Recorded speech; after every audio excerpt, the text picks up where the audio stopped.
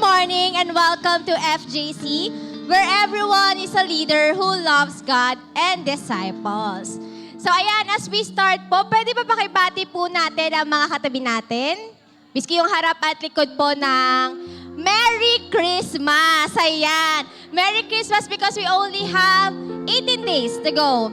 Bago po tayo makiselebrate ang birthday ni Jesus and of course, mag-Noche Buena din. So, join me din po as we welcome our first-timers. Do we have first-timers po in the room today?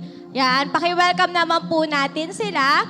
And allow me po to share some of our announcements this December. So first off po, let us congratulate yung mga kapatid mo natin na tinanggap si Lord last Sunday as their Savior, Lord and Savior. So congratulations po sa mga upaten na ating water baptism. And on December 28, that will be our last Sunday service for 2025. And FYI lang po that we'll only have one service at 9:30 a.m. And then we also have our Sambang Gabi. That will be on December 11 and 18. Thursday po yan. And also December 24, Wednesday naman, via Zoom at 6 p.m. And then last, we'll have our Sambang Salubong, December 31, Wednesday din po ito. So it will be online at 6 p.m. And then reminder lang po, ongoing pa rin po ang ating pamaskong handog. So don't miss this opportunity to bless the family this Christmas. Again, our goal po is to raise 80,000. You can pledge until at least 500 packs. But again, we're welcome to give more. Again, pledges po can be made individually, in pairs or sa group. Or kung hindi po kaya ng isang tao yung 500, you may team up with your friends, families, faith group, and even yung ministry po natin. So to give you an update, as of December 1, we have already received 31,200 total pledge. So, palakpakan naman po natin si Lord for that. Again, ang deadline po ng ating pledge is December 7. So, today po yan. Pero as I confirm po with Pastor Atina, we can still give until next week naman. So, for anyone who is interested, you may reach out to Ate Lane or Ate Tina. Again, you may just indicate for pamaskong handog, even po later sa ating tithes and offerings. And then not lastly, we have our Kids of Destiny and J12 Christmas Party. So if you have kids po, you may bring them on December 14, Sunday at 10:30 a.m. Sorry for that. So children are encouraged to wear green or red po sa kanilang theme. So for further details, you may reach out to Teacher Giselle or Teacher Len. And then lastly, we have our CYOD Fire Camp. That will be December 28 to 30 po at Agape Life Camp, Amadeo, Cavite. The registration fee is at 1,990 now. So for further details, you may reach out to Ate Jera Maypeller. And then, lastly po, join me as we celebrate or greet our faithful volunteers. A happy birthday to Teacher Donna, Kuya Marvin, Kuya Japet, Kuya Abram, Kuya Jeff, and Ate Rani. Ayan. So I invite everyone po to stand up for our declaration this morning. So with conviction po, let's read every every word of this declaration. So ready na po kayo? So let's start. I believe in the Father, Son, and the Holy Spirit, that I am forgiven and saved with blessings to inherit. I am loved, favored, gifted, and anointed, and I believe it. Miracles in my home, campus, and workplace, God will show them. No weapons formed against me will prosper. I am not a loser. I am a real winner. Here to trust and obey my leaders to conquer. With God, I am a fighter and not a quitter. Daily, I will pray and read the Bible. To weekly faith groups, I am accountable. Worship on Sundays, I am available. Daily sharing the gospel, I am able. Whatever happens, we will move forward. We will not quit, for we are God's stewards. Make things happen, for we are not cowards. And bringing down God's glory is our reward. Indeed, this year, 2025, it's a year of forward to fulfillment. Maligayang Pasko po sa ating lahat, mga ka-faithful.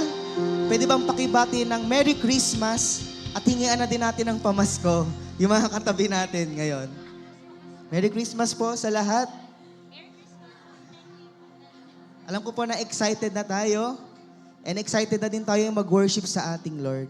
Kung excited ka, sabay-sabay po nating basahin ang ating scripture reading for this morning sa Psalms chapter 136 verses 1 to 5. Sige po, 1, 2, 3, go. Give thanks to the Lord, for He is good. His faithful love endures forever. Give thanks to the God of gods. His faithful love endures forever. Give thanks to the Lord of lords. His faithful love endures forever. Give thanks to Him who alone does mighty miracles. His faithful love endures forever. Again, give thanks to Him who made the heavens so skillfully. His faithful love endures forever. Amen. Pwede po ba nating palakpakan ng ating Diyos? This morning, church, let's remember the true reason for this season. And it's all for our Lord Jesus Christ. More than the lights, more than the gifts and the celebration, it's His love and His coming that we honor. He is our peace, our hope, and our joy. So as we worship today, church, let's give Him the praise that He deserves. Hallelujah! Purihin ka, O Diyos.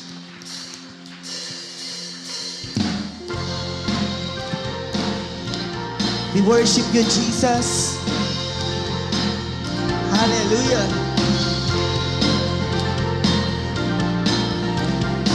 Let's declare, church.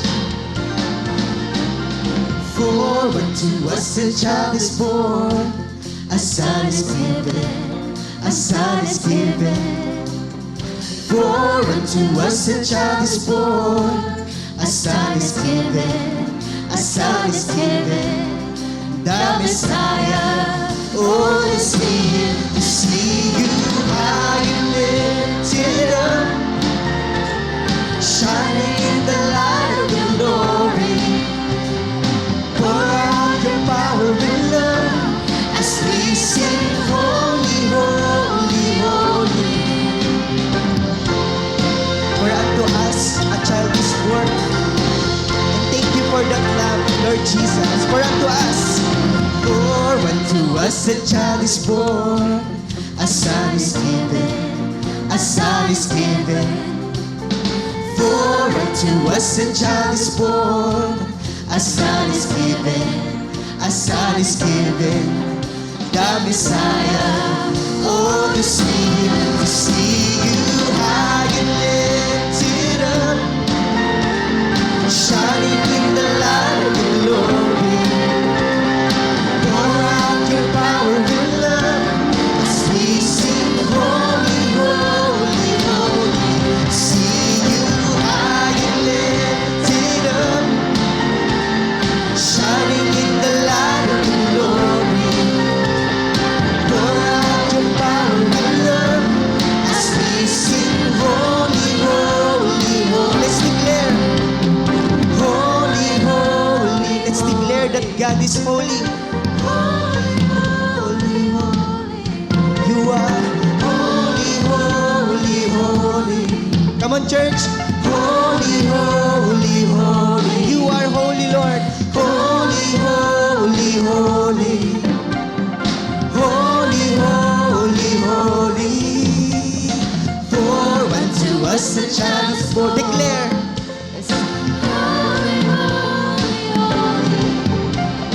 For unto us a child is born. Let's declare. Holy, holy, holy. For unto us a child is born. For the very last time. Holy, holy, holy. For unto us a child is born. Holy, holy, holy. Hallelujah, Jesus.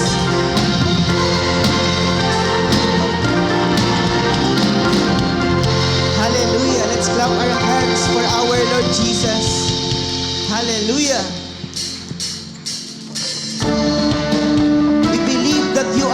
right now, Lord Jesus. Naniniwala po ba kayo doon that our God is here? Kung naniniwala ka, mas malakas na palakpak para sa Kanya. Hallelujah!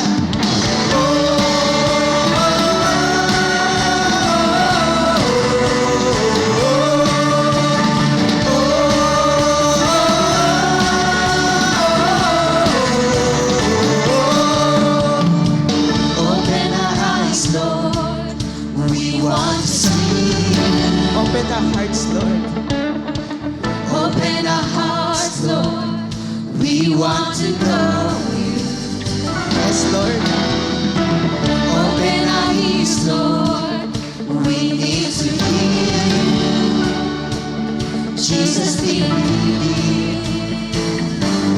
Jesus, be revealed.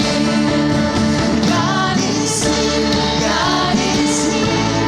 God is here. He is able. We draw near to see Jesus face to face. God is here. God is here. God is here. He is faithful. We draw near to see Jesus. Oh, Jesus, be revealed. Yes.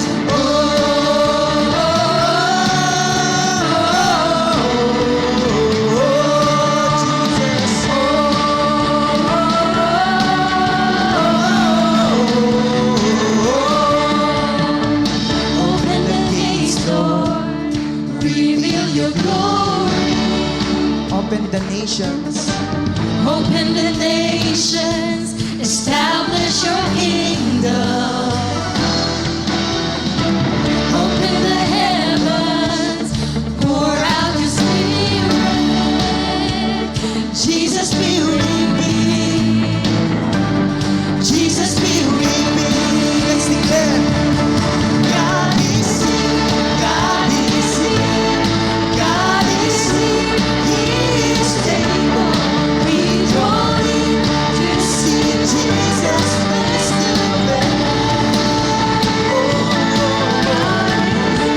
God is here. God is here. He is faithful.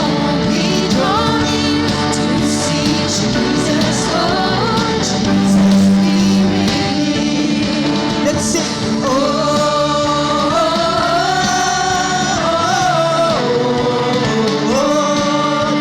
Jesus.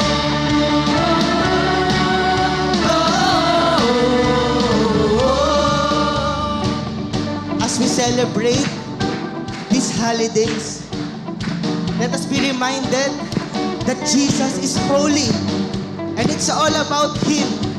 Let's cry, holy, holy.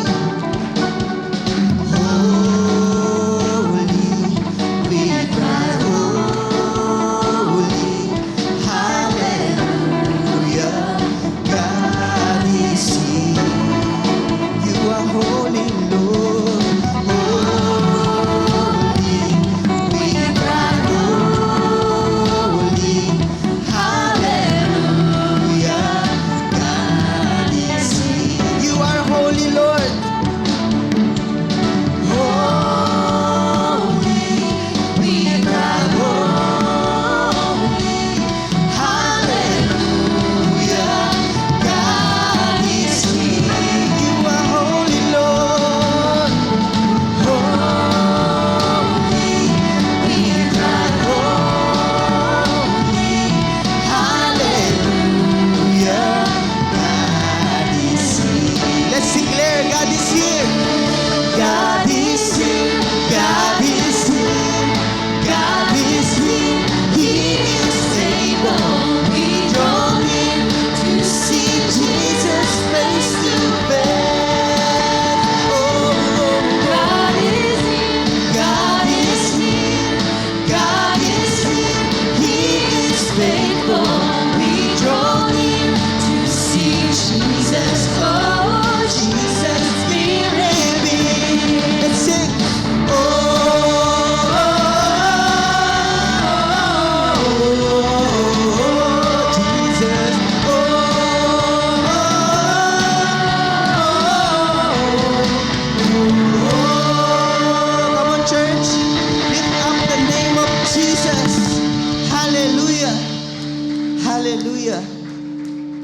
nga po isa pa pong malakas na palakpak para sa ating Diyos.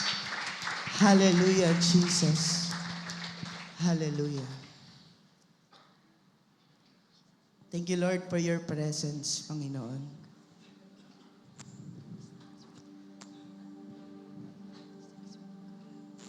Thank you, Lord, because you sent your Son, Jesus Christ, for us, to save us for all our sins, Panginoon. Alam niyo po ba, church, every time na nandito po ako sa church, and I know, ganun din po yung prayer niyo. Every time na may hinahandle tayong mga faith group members, may nililid tayong mga campus, mga youth, ang lagi ko pong pinagpipray sa kanila, Lord, I pray maintindihan nila at ma-experience nila kung gaano mo sila kamahal. Kasi once na ma-experience nila yun, Lord, ipapagamit po talaga nila yung buhay nila para sa'yo. Kasi hindi nila yun mako-contain sa sarili nila. Kaya naman, may papagamit nila ito sa ating Panginoon. Naway this morning, church, let us be reminded kung gaano kakamahal ng ating Panginoong Jesus. Dahil inalay niya ang kanyang sarili para sa atin. Sino ba naman tayo makasalanan? Sino ba naman tayo nagmula lamang sa alabok? Pero minahal niya tayo ng wagas. For the past months, ang dami nating sablay na nagawa. For the past month, naging inconsistent tayo sa ating devotion, sa ating ministry. Minsan nga hindi pa tayo nakakapag-pray sa sobrang kabisihan. May this morning, nire-remind ka ng Panginoon. Ganun pa man, mahal na mahal ka niya. And let's recommit our lives to Him. Ikaw mismo yung magsabi, Lord Jesus, I want to honor you. I want to serve you. And let my life be a living testimony. And let my life be an offering to you. Hallelujah, Jesus. We worship you, Jesus.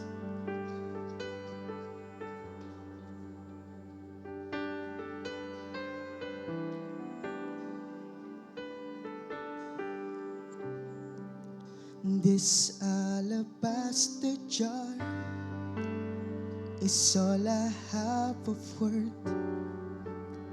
I break it at your feet, Lord. It's less than you deserve. You're far more beautiful, more precious than the oil. The sum of my desires and the fullness of my joy. This alabaster jar is all I have of worth. I break it at your feet, Lord. It's less than you deserve. You're far more beautiful, more precious than the oil. The sum of my desires and the fullness of my joy. Like you spilled your blood, I spill my heart as an offering to my King. Here I am, take me, yes Lord, as an offering.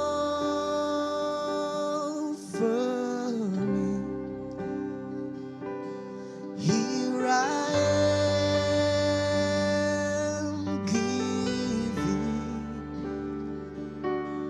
every heartbeat for your glory. Take me,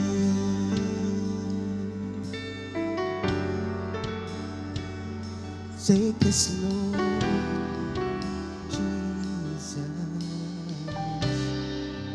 This time that I have left is all I have of worth. I lay it at your feet, Lord. It's less than you deserve. And though I've little strength, and all my days are few, you gave your life for me, so I will live my life for you. Like you spilled your blood, I spill my heart as an offering to my King. Here I am, take me as an offering. Here I am, Lord. Here I am, giving every heartbeat for your glory. Here I am, take me, yes, Lord, as an offering. Here I am, Lord. Here I am, giving every heartbeat for your glory. Take me.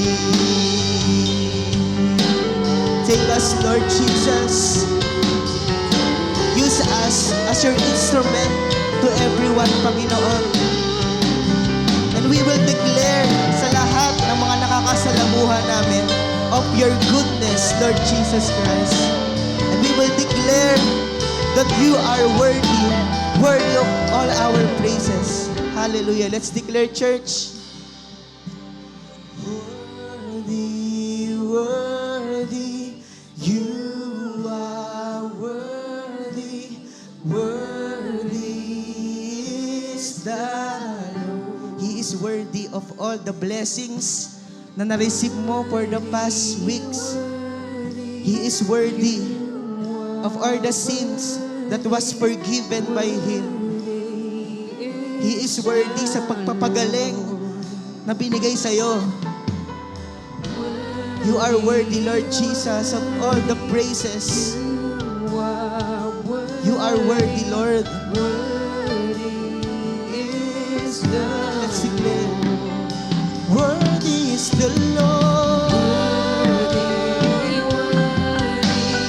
You are worthy, worthy is the Lord. Worthy, Lord. Worthy, worthy. You are worthy, worthy is the Lord. We will declare, you are worthy. Worthy, worthy. You are worthy, worthy is the Lord. Here I take me, yes, Lord, as an offering. Here I giving every heartbeat for your glory. Take me.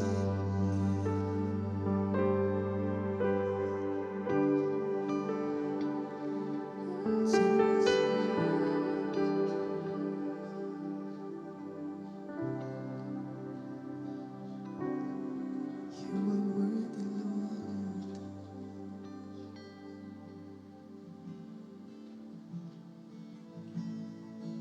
Yes, Lord. Jesus, you are beautiful Savior. Thank you for coming to our lives, Lord.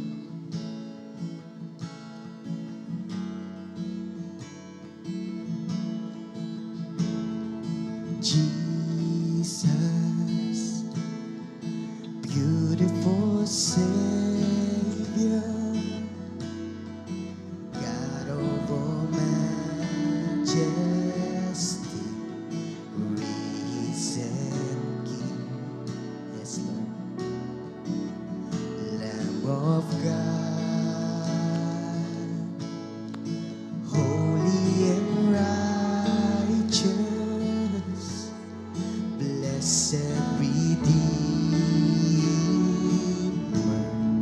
bright morning star. All the heavens shout your praise. All creation bows to worship you. Let's declare how wonderful, how beautiful, name above every name, exalted high. How wonderful, how beautiful, Jesus, your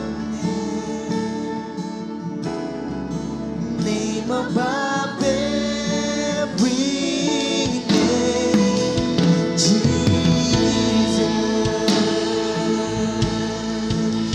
Jesus, Jesus.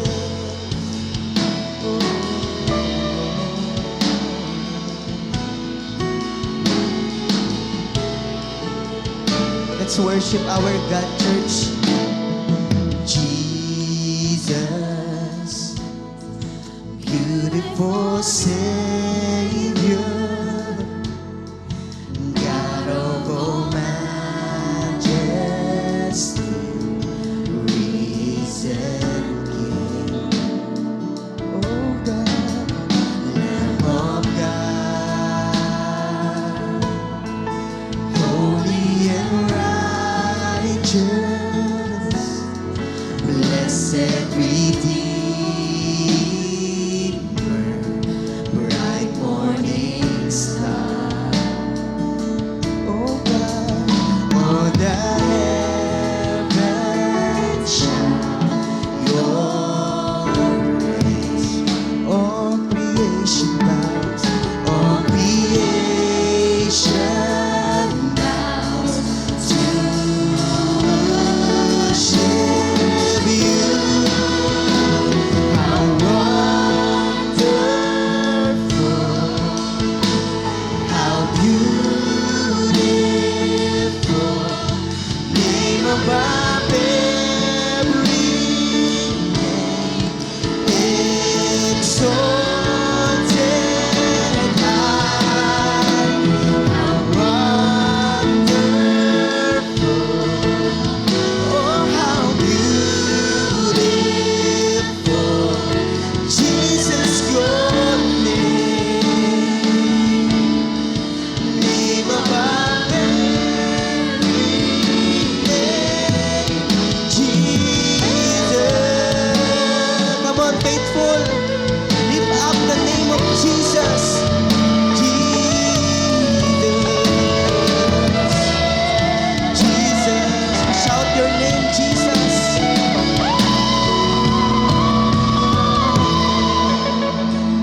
And I will sing forever.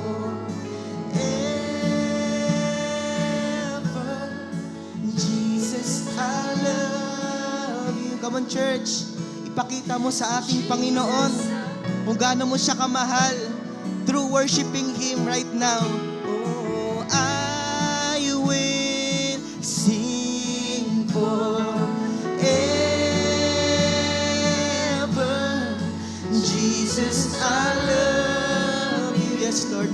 po namin kayo. Jesus, I love you. And I will sing forever. Jesus, yes Lord, mahal din po namin kayo. Kung bakit hindi kami napapagod na magsilbi sa'yo. Mahal ka din namin, Panginoon. Kaya namin ibinibigay ang lahat para sa'yo, Ama.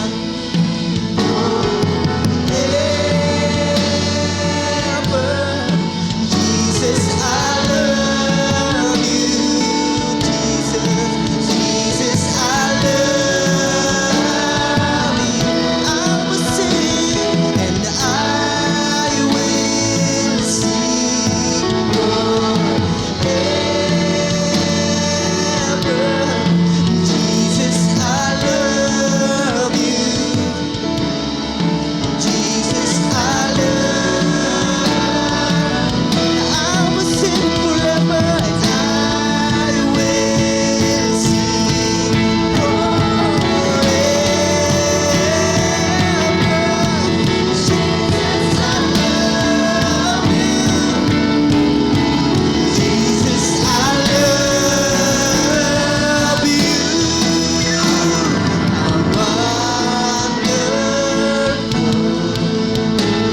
how beautiful, name above every name, exalted, how wonderful, oh how beautiful, Jesus, your name above it. Let's declare, name, how wonderful, how beautiful, name above every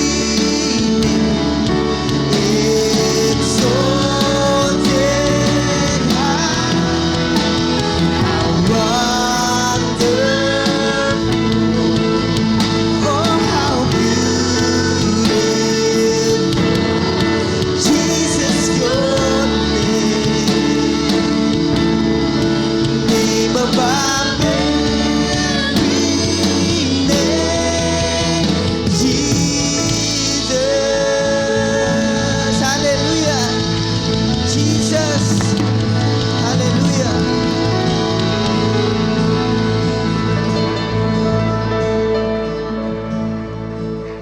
Let us raise up our hands before our God. Heavenly Father, our Lord Jesus Christ, our dear Holy Spirit, thank you for this sweet opportunity just to be here and to be in your wonderful presence.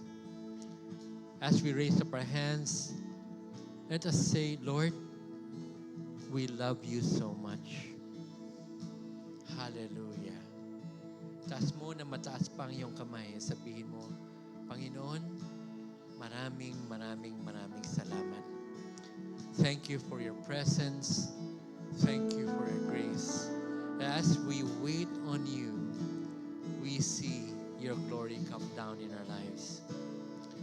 Papasalamat po kami, Panginoon, sa lahat ng mga ginagawa niyong patuloy, sa biyaya, sa pagmamahal, sa awa, pati na rin sa iyong kagalingan, lakas, at kung ano nung pang mga ginagawa mo sa mga buhay po namin. Hindi namin mabibilang kung ano po yung mga milagrong ginagawa nyo na at gagawin nyo pa sa aming mga buhay. Sapagkat kayo ang aming mapagmahal na Diyos. Thank you so much, O God.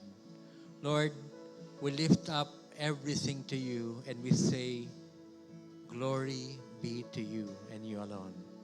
This we pray in the wonderful, matchless name of our Lord Jesus, we pray. Bago po tayo maupo, pakisabi sa katabi, welcome to Faithful. Good morning.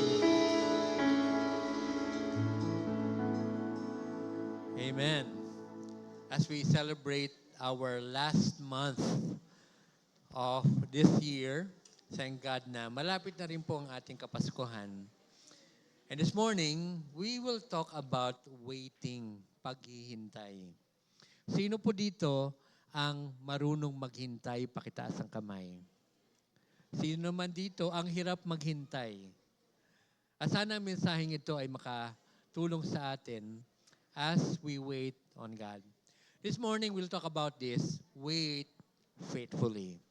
Pakisabi nga ulit, wait faithfully. Heavenly Father, we thank you that indeed you are great.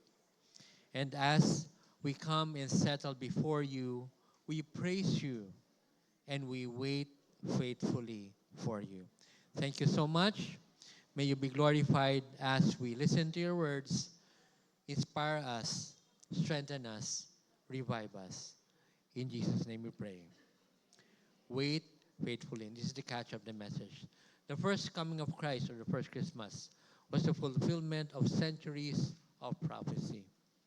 Ilang, kumbaga libong taon na kung saan may sinasabi silang may hari, merong Mesya sa darating. And it was met with wonder and worship by those who patiently waited and recognized God's promised Messiah, which led to the sharing or the proclamation of the good news. In Galatians chapter 4, verse 45, let's zoom into this. But when the fullness of time had come, God sent forth his Son, born of a woman, born under the law, to redeem those who were under the law, that we might receive the adoption as sons. So may kapanahunan na tamang panahon na kung saan pinadala ng ating Panginoong Diyos ang ating Panginoong Jesus.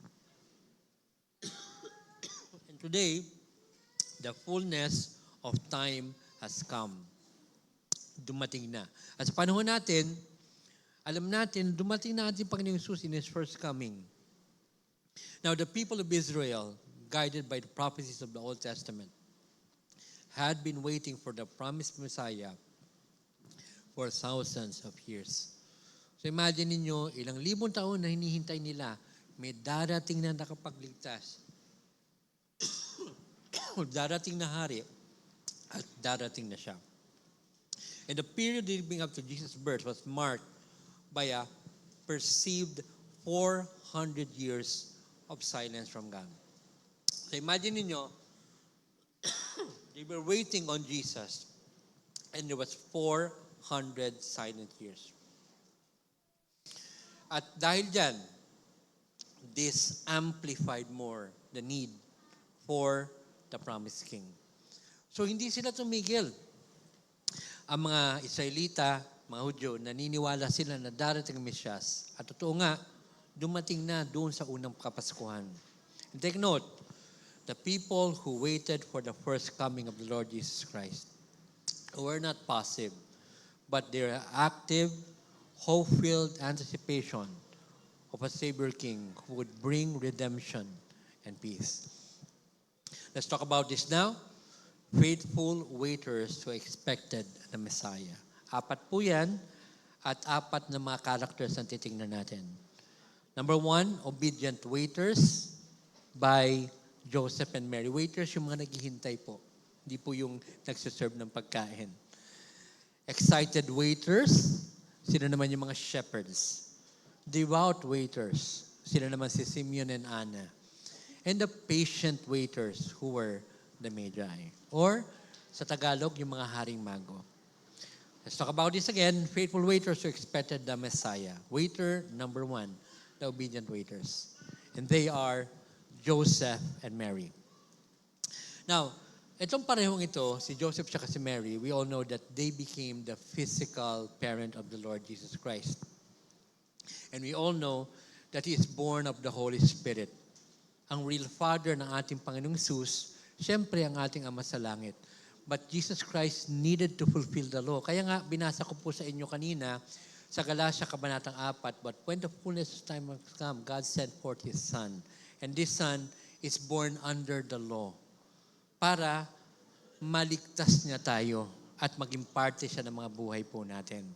So Mary and Joseph accepted God's extraordinary plan with humility and obedience despite the potential of social and personal difficulties.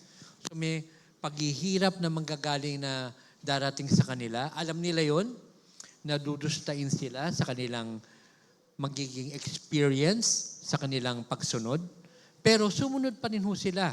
Let's zoom in immediately to Matthew chapter 1, verse 19 to 25.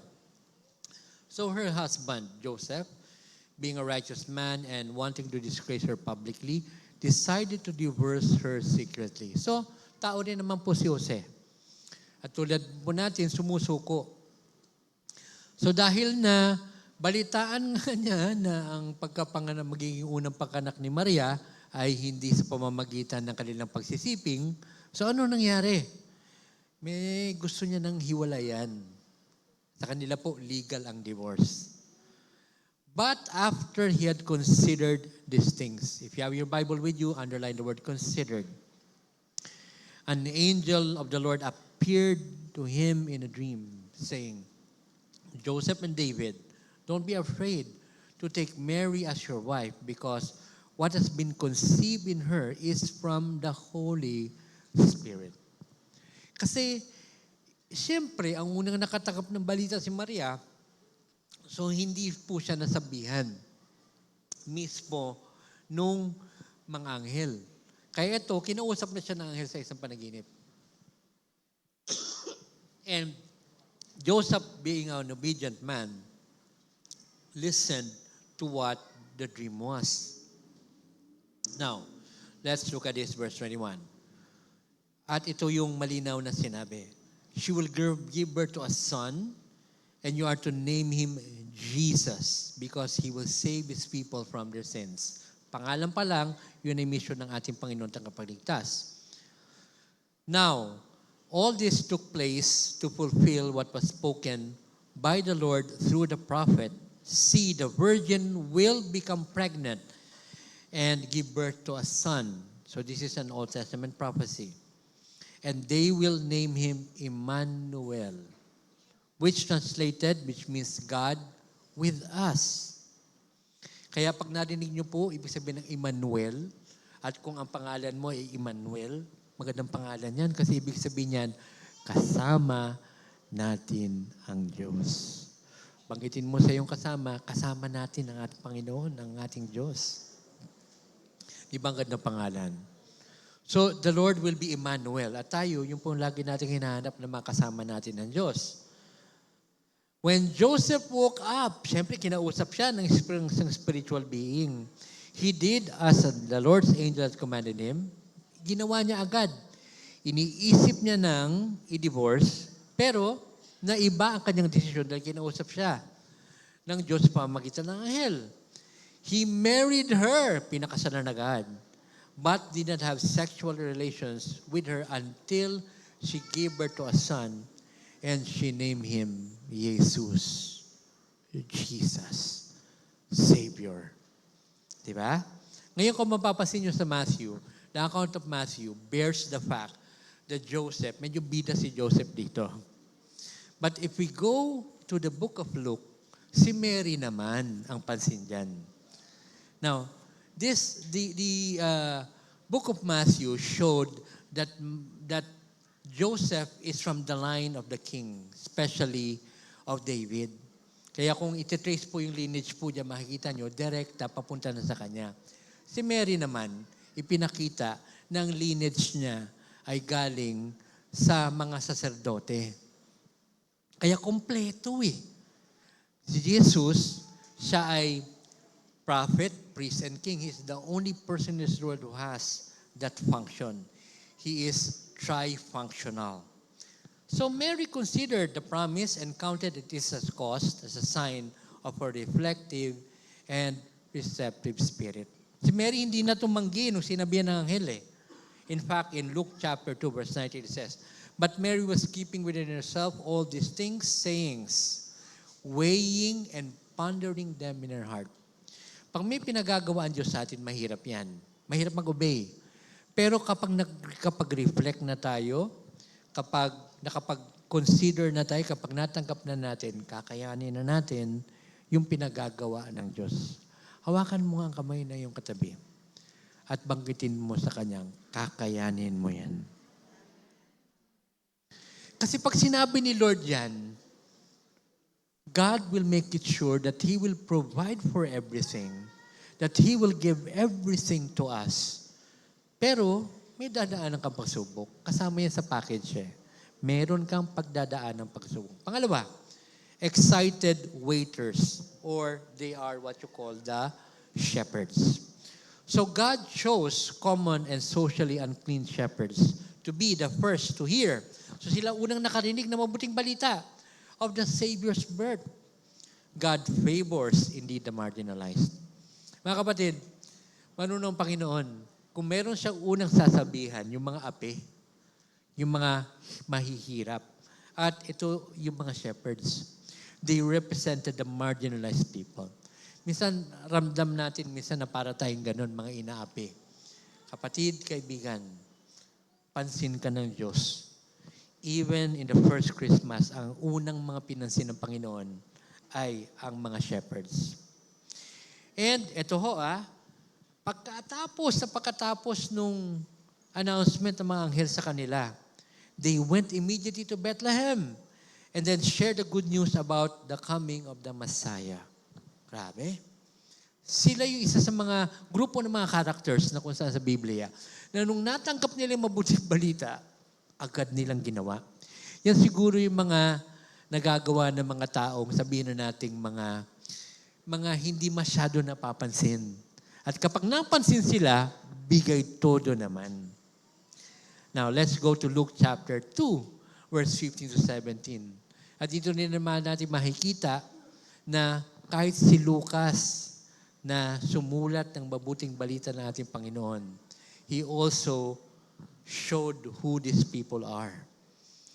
When the angels went away from back into heaven, the shepherds said to one another, nag-usap-usap sila kasi ang ganda, napaka-marvelous yung nakita nila eh. Makalangit, makapangyarihan. Let's go to Bethlehem and see this thing that has happened, which the Lord has told us. By the way, take note that there was one person who was born in this area. Sino po yan? Clue, isa siyang hari. Kwapo at magaling na hari. Clue again, ang pangalan po niya ay nagsisimula sa letter D. Pakisabi sa katabi kung sino yun. Si Haring David. Tama, doon galing ang kanyang pamilya. Di ba? No wonder why Jesus was born in Bethlehem. Because He is to be King of all kings. Yung pinakamagaling na hari ng Israel, doon pinanganak. Kaya kinakailangan, yung mas magaling na hari, doon din ipanganak. Tuloy pa ho natin, hindi po tapos yung kwento. So, yun na sila, nagyayaan na. So they hurried off and found Mary and Joseph. And so the baby lying in a manger. Dahil maagap sila, nakita nila na baby pa ang ating Panginoon Jesus. And when the shepherds saw Him, they told Him what the angel has said about the child. Grabe. Na-confirm nila agad. And what does this teach us? Especially to those excited waiters.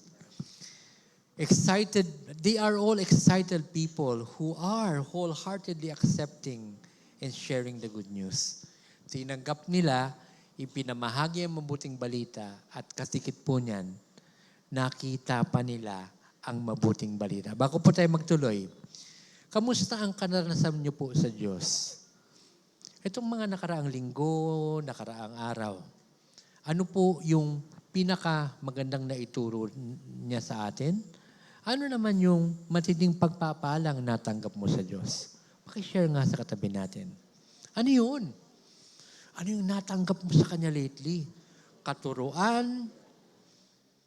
Dinala niya ako sa ganitong sitwasyon?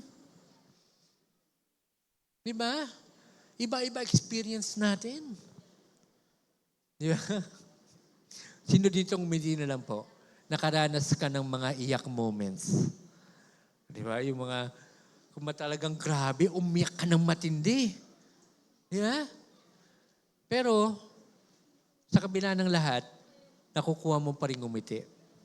Isa po sa mga nakitaan ko po niyan, si Nanay Glow or si Ate Glow. Nandiyan po siya madalas sa likod, hindi siya napapansin. Isa po siyang magandang babae po dyan sa likod. Napaikot-ikot lang po dyan, tumutulong po sa inyo. Matindi pong pinagdaanan po niya. Namatay po ang kanyang asawa.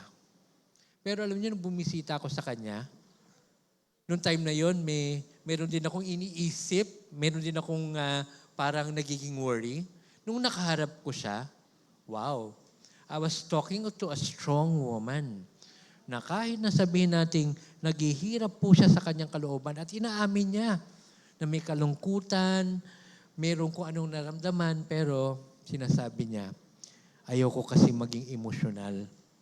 Gusto kong labanan nito ng maayos. Hello?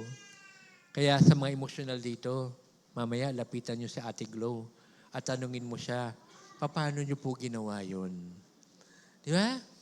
Mga kapatid, huwag natin kalimutan na kapag tayo po ay nakatanggap na ng mabuting balita, share mo na agad. Pangatlo, devout waiters. Eto, tutuunan ko po ng onti ito, yung dalawang ito, si Simeon at saka si Ana. Ganda mga pangalan, no? So itong si Simeon and Anna, they were righteous and devout and prayerful in the temple. Nasa templo lang po sila, waiting for the consolation and redemption of Israel. Luke chapter 2, verse 25. We will see here, there was a man in Jerusalem whose name was Simeon. The man was righteous and devout, looking forward to Israel's consolation, and the Holy Spirit was in him. Hindi po nabanggit kung ilang taon na po siya dyan, pero matandang lalaki na po ito. He was waiting for the coming Messiah. And then moving on, let's go to verse 37. This fact will be revealed. And was a widow for 84 years. At ito naman po si Anna. She did not leave the temple, serving God. Tingnan niyo po serving God. Nakalagay po dyan, night and day, with fasting and prayers. She never stopped. She never stopped for many, many years. Not only years, but decades. At the very moment they came up and began to thank God and to speak about Him to all who were looking forward to the redemption of Israel. Grabe. Grabe. Isip ko, may mga taong bang ganyan na talagang handa ng ilang taong manalangin para lang may mangyari milagro. I've seen that when I went to South Korea. Meron po kami isang napuntahan doon na prayer mountain. Isang prayer mountain na kung saan the only purpose of that prayer mountain is to pray for the reunification of the North and South Korea. Nung napuntahan ko po doon yung mga kapatid, siyempre may kanya sila mga pangailangan. Kanya-kanya mga hinihingi. Iba doon nagpe-pray ng ilang linggo, ilang buwan, ilang taon, prayer and fasting. Pero ang hinangaan ko po doon, yung ilang mga tao, at matatanda na po sila, they are still praying that both will be reunited. Alam niyo kung saan nakalagay po yun? Ito po yung bundok, pinagigitnaan po ng North and South Korea, at pa nagpe-pray sila, nagpe-pray sila sa gitna nun, na yung dalawa ay ma-unite for decades. Siyempre, sa ngayon, di pa nangyayari yung panalangin na yon, pero pakatulad din nila. They were praying. Itong babaeng ito, inugatan na doon, 84 years. Itong si Simeon, tumanda na roon sa templo na umaabang sa ating Panginoong Yesus.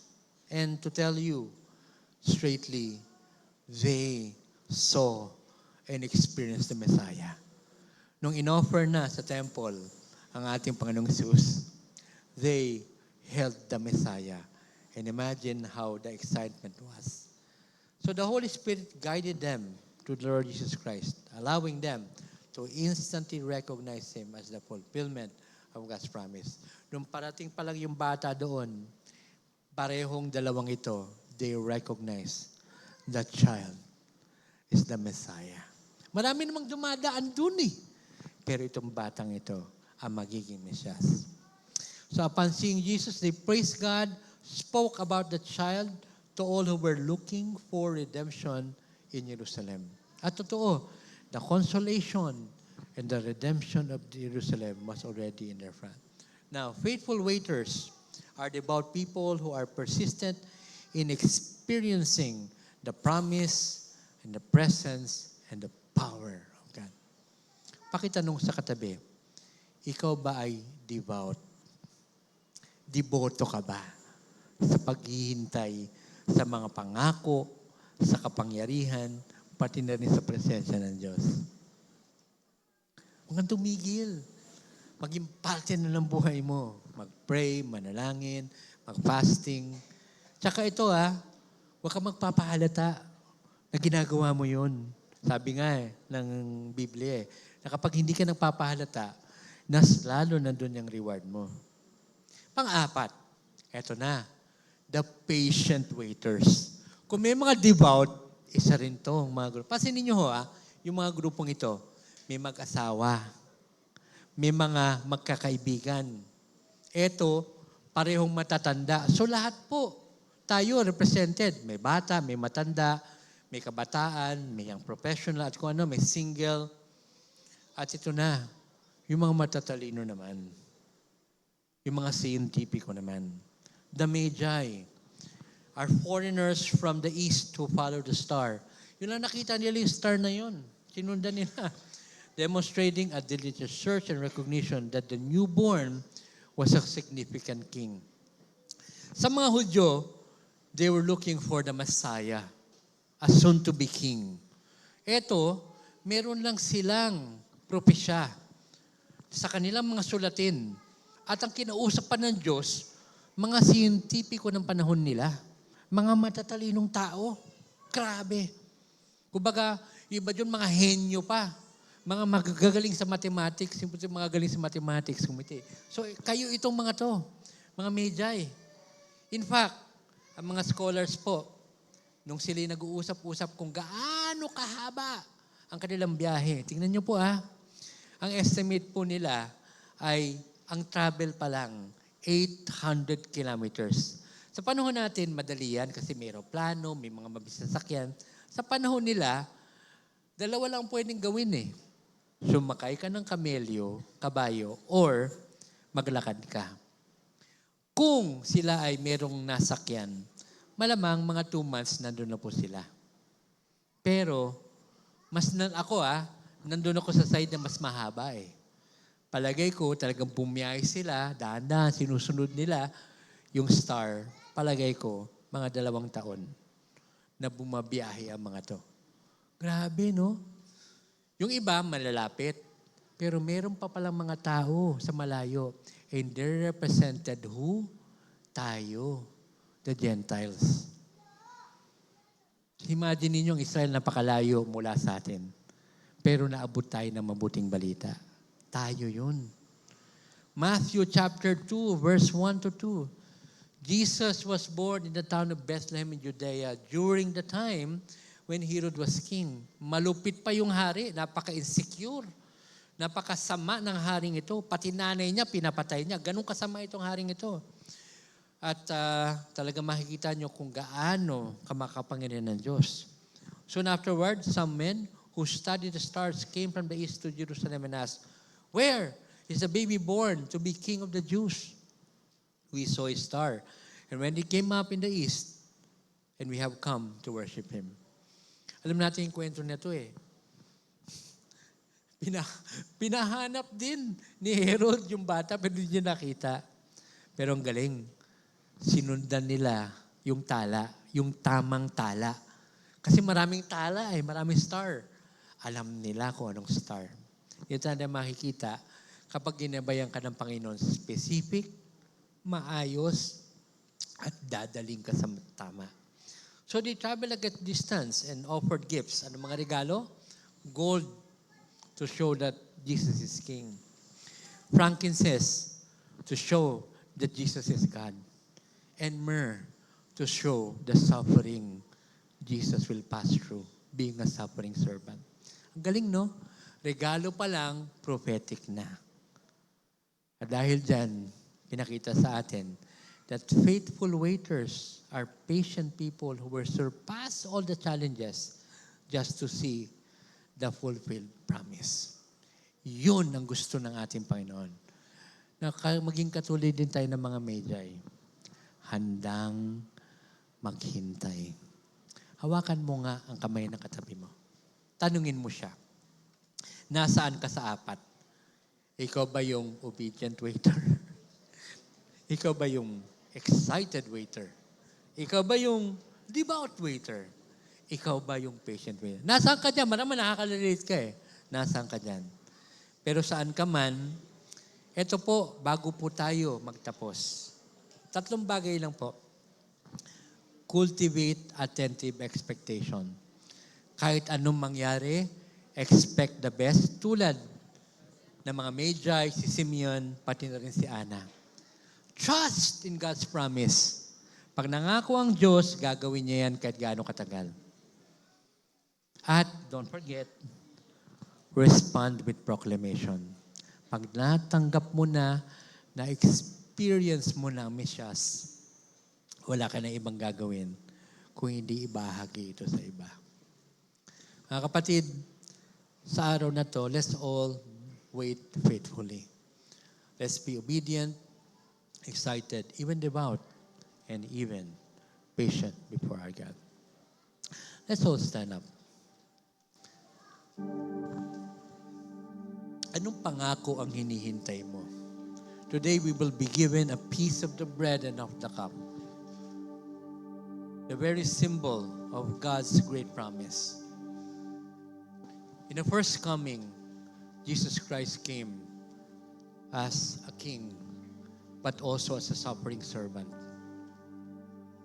These symbols shows us that He is great and almighty God. Sa paghawak po natin ito, sa pagbibigay sa atin ito, nandiyan ang kanyang kapangyarihan.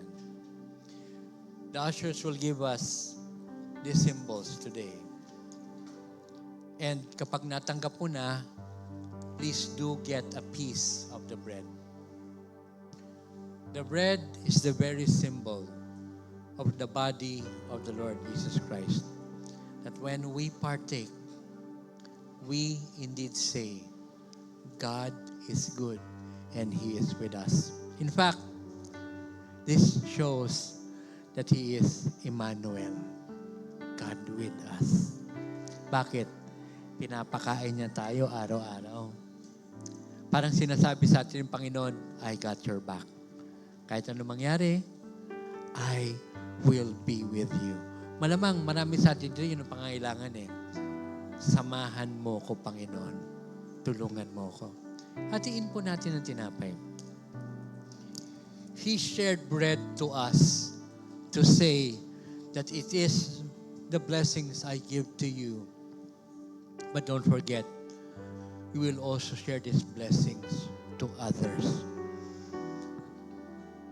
As we partake of the bread, let us claim the provisions of God to our lives. Panginoon, maraming salamat. At sa mga paghihirap na pwede naming daanan, mga challenges na pwede namin suungin, kasama namin kayo. At dahil dyan, hindi kami nag-iisa. That as we indeed receive these blessings, we will be touched by you. Kainin po natin ang tinapay.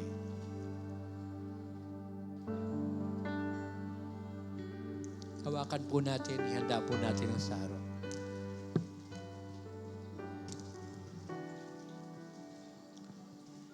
In the same way, after supper, the Lord Jesus took the cup, saying, "This cup is the new covenant under my blood.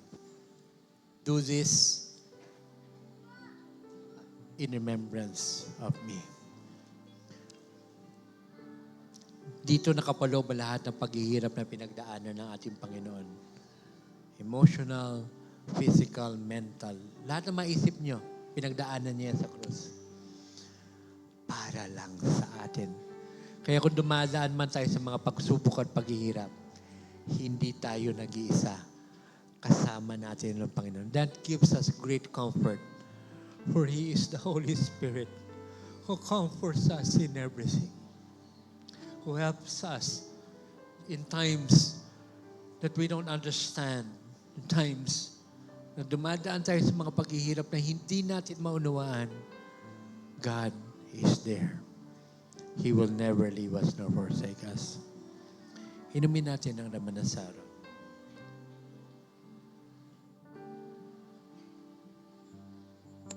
Sa oras na to, pikit mo lang yung mata. Manalangin, magtaas ng puso na buhay sa Kanya. Paniwalaan natin na ang Panginoon ay makapangyarihan. Damin mo lang ang Kanyang kapangyarihan. Panghawakan mo ang mga pangako niya. Hallelujah. And worship, like the shepherds, is the best way for us to express our thankfulness to God. Pabayaan ba? Pangako mo'y aking panghahawakan. Awitan natin ang ating Panginoon. Pangako mo'y aking panghahawakan. Pangako mo ang tanging kong sandigan.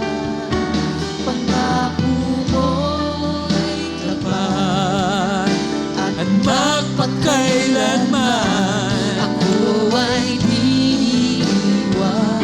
O Panginoon. Pabayaan man, pangako mo'y aking Panghawakan natin to. hawakan. Awitan natin ating Panginoon. Pangako mo aking panghahawakan.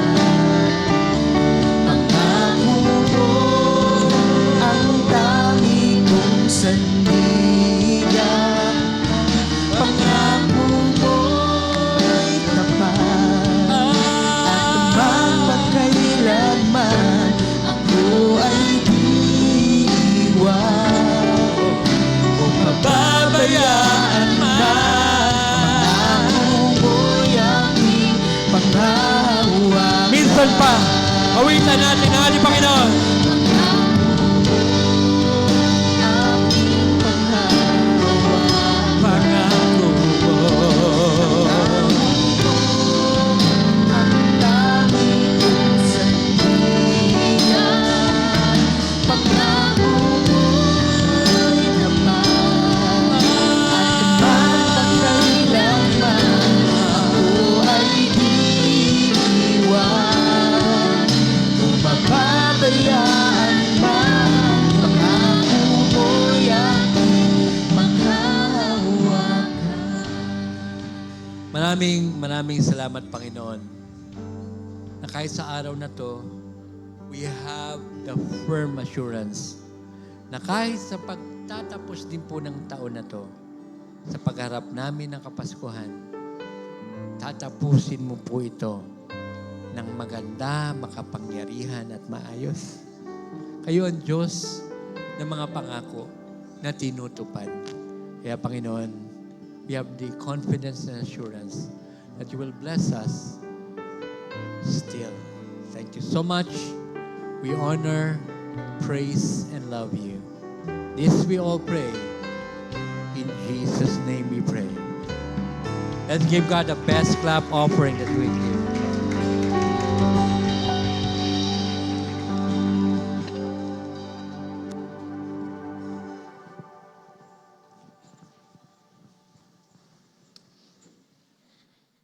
Ayan, I know ito din po yung pinakahihintay ninyong moment, ang ating giving. So, meron po tayong mga ushers. You can reach out po for the envelope. And while you are preparing for your tithes and offerings, allow me to share these Bible verses from Proverbs chapter 3, verses 27 to 29. Where it says there, never walk away from someone who deserves help. Your hand is God's hand for that person. Don't tell your neighbor, maybe some other time or try me tomorrow when the money is right there in your pocket. So di lang po sana ay kasama yung 29, pero sabi po doon, don't figure ways of taking advantage of your neighbor when he's sitting there trusting and suspecting. So for me po, these verses teach us about generosity. Yung genuine generosity like God's character. Yung hindi po nagwe-weigh in kung may benefit ba or wala. Yung hindi nagpapaasa. Yung nagbibigay kasi meron na. Yan. So, I know all of us wanted to be that kind of person. Kasi at some point in our lives, ganun din po tayo. Nangailangan din tayo ng tulong. So, just a reminder lang po na let us be the person that we want or we need if ever we are in those kind of situations. So again, we seek your help po to support our missions team.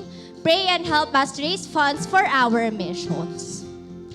Ayan, ready na po ba ang ating mga offerings? Let us raise our envelopes po and pray for it.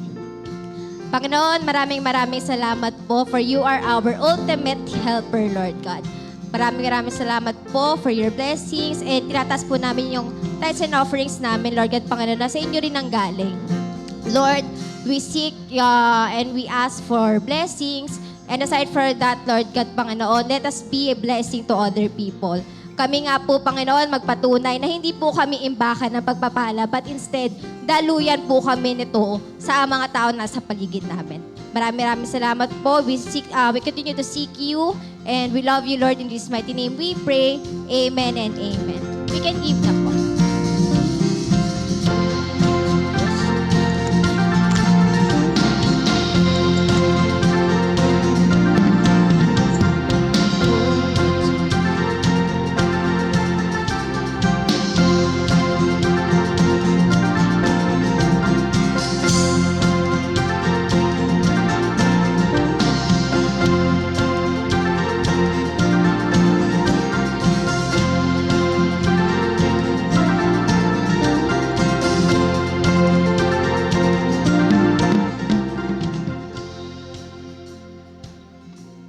Maraming salamat po sa inyong pag-support sa mga gawain po natin.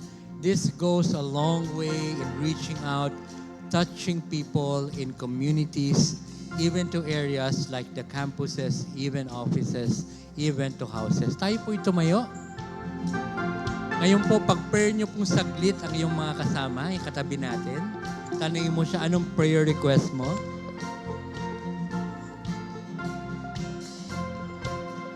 What's your prayer request? Okay, alam mo na ha. Pag-pray mo, I'll give you 1 minute to pray for that brother and sister. 1 minute. Sabi nga ng isang vlogger, 1 minute.